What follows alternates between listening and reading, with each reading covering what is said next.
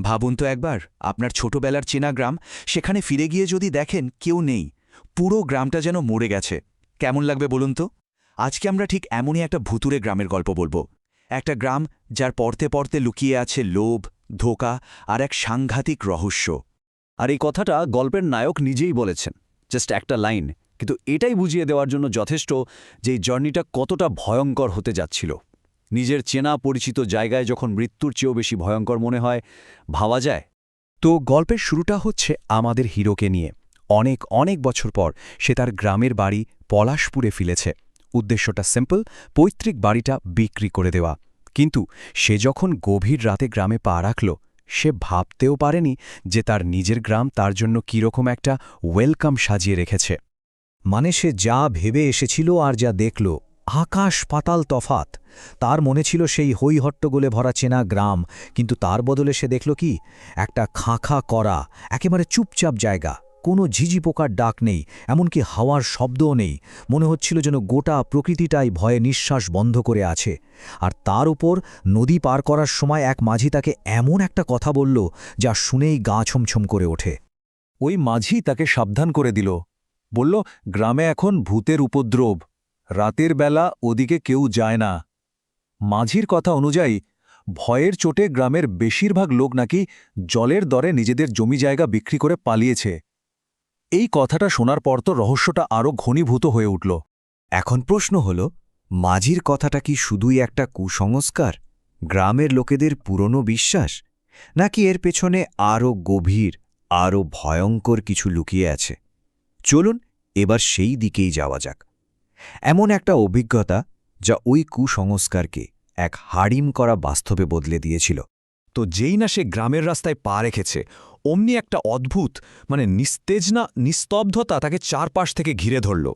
যে গ্রামে একসময় ঝিঝির ডাকে কান পাতা যেত না, সেই গ্রামে এখন একটা আওয়াজও নেই। এই কবরের মতো নীরবতাই যেন বলে দিচ্ছিল কিছু একটা খুব খারাপ হতে চলেছে। আর ঠিক তখনই একটা ভাঙা দেওয়ালের ওপর একটা ছায়ার মতো কিছু নড়ে উঠেই মিলিয়ে গেল। ব্যাস, মনে হলো যেন কেউ ওত পেতে তাকে দেখছে। আর সেই মুহূর্তেই ভয়ের একটা ঠান্ডা স্রোত যেন শিরদাঁড়া বেয়ে নেমে গেল। কিন্তু আসল ভয়টা তখনও বাকি ছিল। এরপরেই সে যা দেখল, উফ! ঘুটঘুটে অন্ধকারের মধ্যে মিশে আছে একটা কুচকুচে কালো অবয়ব।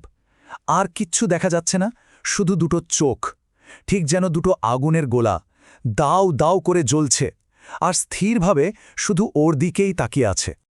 আর ঠিক সেই সময় কোথা থেকে যেন গ্রামেরই নিশিকান্ত কাকা উদয় হলেন আর আতঙ্কে চিৎকার করে উঠলেন, পালাও, এখানে এক মুহূর্তও থেকো না, ও তোমাকেও মেরে ফেলবে। এই কথা বলেই উনি নিজে ভো দৌড়। আমাদের নায়কের তো তখন ভয়ে রক্ত জল হয়ে যাওয়ার অবস্থা। এমন জিনিস তো সে জীবনে দেখেইনি। কিন্তু জানেন তো, এখানেই গল্পটা একটা দারুণ মোড় নেয়। কারণ ভয়টা যখন চরমে পৌঁছায়, তখন অনেক সময় মাথা কাজ করা শুরু করে। চরম আতঙ্কের পর ধীরে ধীরে তার মনে একটা সন্দেহ দানা বাঁধতে শুরু করল। সে ভয় কাটিয়ে উঠে ভাবতে লাগল, আচ্ছা, যা হচ্ছে তার পিছনের আসল কারণটা কি হতে পারে? আর এই প্রশ্নটাই ছিল সবথেকে জরুরি। ভাবুন, এত ভয়ঙ্কর একটা ভূত, যার ভয়ে গোটা গ্রাম খালি হয়ে গেল, সে আসলে কারোর কোনো ক্ষতি করছে না কেন? সে শুধু ভয় দেখাচ্ছে, কিন্তু কাউকে আক্রমণ করছে না। এই ব্যাপারটা কেমন খাপছাড়া লাগছে না? ঠিক এই অসঙ্গতিটাই তার মনে প্রথম সন্দেহের বীজ বুনে দেয়। এরপর সে রীতিমতো তদন্ত শুরু করে দিল। ফার্স্ট ক্লু, তার জামার কলারে কোত্থেকে যেন একটা কালো দাগ লেগেছিল। সেকেন্ড পয়েন্ট, ওই ভূতের ভয়ঙ্কর চেহারার সাথে তার কিছুই না করার ব্যাপারটা একদমই মিলছিল না। আর ফাইনালি সে ঠিক করল, যা থাকে কপালে, এই রহস্যের শেষ তাকে দেখতেই হবে। সে ওই অদ্ভুত জিনিসটার পিছু নেওয়ার সিদ্ধান্ত নিল। আর এর পরেই আসল ঘটনাটা সামনে আসে। যখন ওই ভুতুরে ভয়ের পর্দাটা সরে যায় আর তার তলা থেকে বেরিয়ে আসে মানুষের তৈরি এক জঘন্য ষড়যন্ত্রের চেহারা। আর এই সব কিছুর কেন্দ্রবিন্দু ছিল গ্রামের পঞ্চায়েত প্রধানের বাড়ি। পুরো প্ল্যানটা ছিল একেবারে সাজানো। এর মাস্টারমাইন্ড ছিল গ্রামের পঞ্চায়েত প্রধান নিজেই। তার মতলব ছিল গ্রামবাসীদের ভূতের ভয় দেখিয়ে গ্রাম ছাড়া করা, যাতে সে জলের দরে সবার জমিজমা কিনে নিতে পারে। আর ওই ভয়ঙ্কর ভূত, সে ছিল আসলে টাকার লোভে কাজ করা একজন ভাড়াটে অভিনেতা, একজন বহুরূপী। আর গ্রামের সাধারণ মানুষ, তারাই ছিল এই নোংরা খেলার শিকার। ধরা পড়ার পর ওই অভিনেতা সবটা স্বীকার করে নিল। যে ভূতের ভয়ে একটা আস্ত গ্রাম উজাড় হয়ে গেল সে আসলে কোনো ভূতপ্রেত নয়, সে গ্রামেরই পঞ্চায়েত প্রধানের ভাড়া করা একটা লোক। ভাবা যায় নিজের গ্রামের লোকেদের সাথে এত বড় বিশ্বাসঘাতকতা। তো ষড়যন্ত্র তো ফাঁস হলো, পলাশপুরের সুবিচার ফিরে এলো, কিন্তু গল্পের শেষেও একটা খটকা, একটা রহস্য কিন্তু থেকেই গেল। যা হওয়ার তাই হল।